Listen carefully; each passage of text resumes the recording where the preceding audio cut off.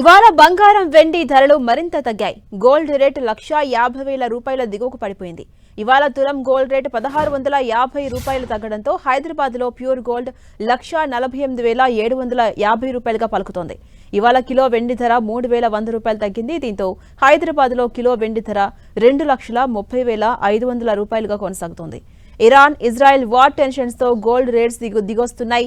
Dollar మారకం విలువ క్రమక్రమంగా బలపట్టం, ప్రపంచవ్యాప్తంగా ద్రవ్యోల్బణ భయాలు, వడ్డీ రేట్లను తగ్గించే ఛాన్స్ లేదని యుఎస్ ఫెడ్ సంకేతాలు ఇవ్వడం గోల్డ్ సెంటిమెంట్ ను బలహీనపరిచాయి. దీంతో యుఎస్ ఫ్యూచర్స్ లో ఔన్స్ గోల్డ్ $4,500 దిగువకు పడిపోయింది.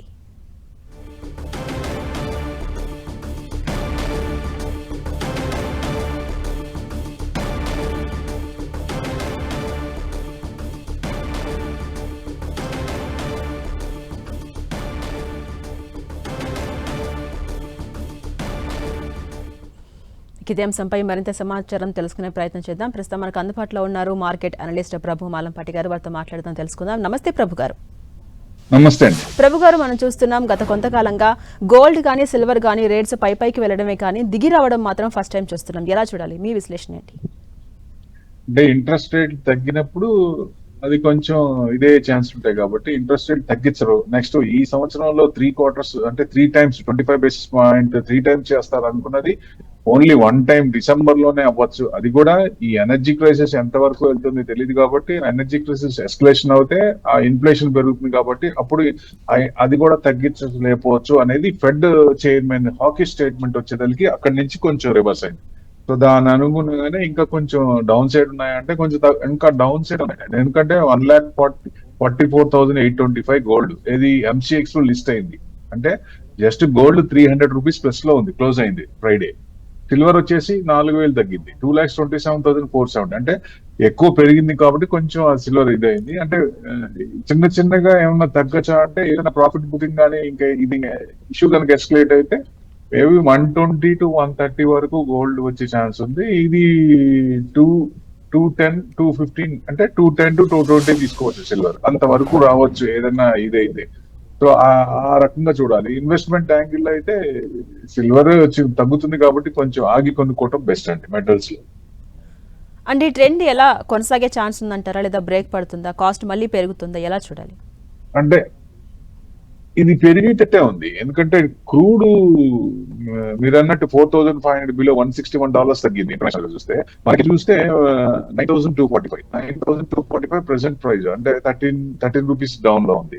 సో క్రూడ్ $150 దాకా వెళ్ళొచ్చు అనేది అంటే ఏది గోల్డ్. క్రూడ్ ఏమో 69.66 అంటే $150 వరకు ఇది వెళ్ళొచ్చా అంటే అంతవరకు వెళ్ళొచ్చు ఎస్కలేషన్ అయితే, ఇష్యూకి ఎస్కలేషన్ అయితే. సో మెయిన్ కొంచెం 190 మళ్ళీ కొంచెం తగ్గిందండి. సో ఇప్పుడు రేంజ్ లో జనరల్ గా మనకు ఉండాల్సింది 60 to 80 ఆ రేంజ్ లో ఉంటే ఏ కంట్రీ కైనా ఇబ్బందులు. సో అది పెరుగుతున్నప్పుడు ఆ ఎనర్జీ ఎక్కువ కాస్ట్ పెట్టి కొనుక్కోవాలి కాబట్టి దాని ఎఫెక్ట్ పడుతుంది. ఇప్పుడు $100 అంటే కొంచెం టెన్షనే. అదిగాక ఇప్పుడు స్ట్రెయిట్ ఆఫ్ హార్మూజ్ ఇంకా ఓపెన్ అవ్వలేదు. సో అది ఇంకా షిప్స్ అనేది బట్వాడా చేస్తా అంటున్నారు, పంపిస్తా అంటున్నారు, కానీ పర్మిషన్ అనేది ఇంకా 2 షిప్స్ ఎల్పిజి వచ్చినాయి మనకి, నందాదేవి అండ్ శివాలిక్. సో ఇంకా 2 షిప్స్ మళ్ళీ నెక్స్ట్ ఈ కమింగ్ వీక్ లో వస్తాయి అంటున్నారు. ఎల్పిజికి ప్రాబ్లం లేకపోయినా గవర్నమెంట్ అన్ని ప్రికాషన్స్ తీసుకుంటుంది.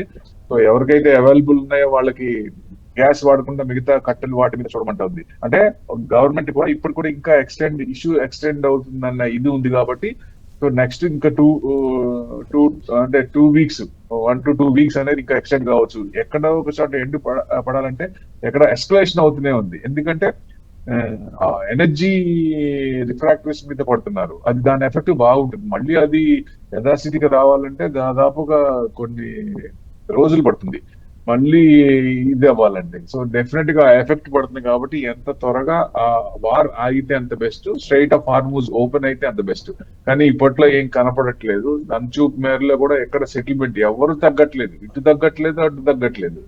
సో అది ఎంత వరకు ఇష్యూ ఉంది. ఎందుకంటే మిగతా కంట్రీస్ కూడా జీసీసీ కంట్రీస్ కూడా వాళ్ళు కూడా జాయిన్ అయితే ఇది ఫ్లేర్ అప్ అయ్యే ఛాన్స్లే ఉన్నాయి. ఎందుకంటే ఇప్పుడు ఇరాన్ అదర్ కంట్రీస్ ఖతార్ మీద వాటి మీద అటాక్ చేస్తుంది, వాళ్ళ ఆయిల్ రిఫైనరీస్ కూడా ఇచ్చేసింది కదా. సో ఆ ఇష్యూ ఫ్లేర్ అప్ అవుతుంది కానీ ఎక్కడ తగ్గే ఛాన్సులు కనపడట్లేదు. సో అన్సర్టనిటీ అనేది మార్కెట్ లో ఉంది. మార్కెట్ కూడా నిఫ్టీ కూడా 300 పాయింట్స్ డౌన్ లో క్లోజ్ అయింది. మండే కూడా మన మార్కెట్ కూడా డౌన్ లోనే ఓపెన్ అవ్వచ్చు. సో ఇది ఎప్పుడైతే ఎండ్ కార్డ్ పడిందో అప్పుడే కొంచెం ఇది అవుద్ది. కానీ ఎవరైనా సరే ఇన్వెస్టర్స్ భయపడాల్సిన పని లేదు. కొంచెం ఈ ఇష్యూ సాల్వ్ అయ్యేదాకా కొంచెం సైలెంట్ గా ఉండి ఇష్యూ సాల్వ్ అవుతుంది అనుకున్నప్పుడు ఎట్లా పడిందో it will bounce back like anything. బంతిలాగా ఎట్లా వస్తుందో అలా పైకి వస్తుంది, అంతకంటే ఫోర్సిబుల్ గా పైకి వస్తుంది.